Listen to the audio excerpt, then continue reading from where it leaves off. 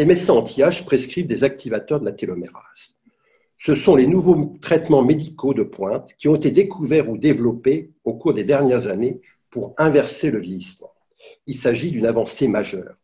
Deux principaux types d'activateurs de la télomérase sont disponibles sur le marché pour le moment.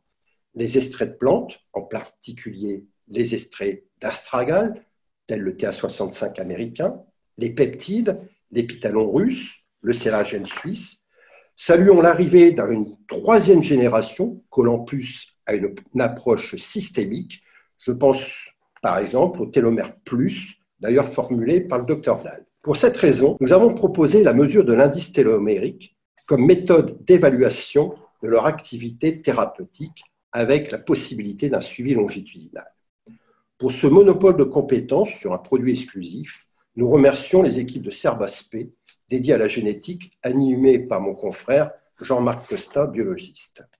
L'indice est une moyenne de longueur des télomères et évolue avec l'âge des cellules analysées. Par conséquent, un indice télomérique haut signe la présence de cellules jeunes, tandis qu'un indice bas suggère des cellules vieillissantes. L'indice télomérique est déterminé par l'analyse du matériel génétique, l'ADN, contenu dans les cellules nucléées qui circulent dans le sang. C'est donc une simple prise de sang veineux au pli du coude et ce n'est pas un test génétique.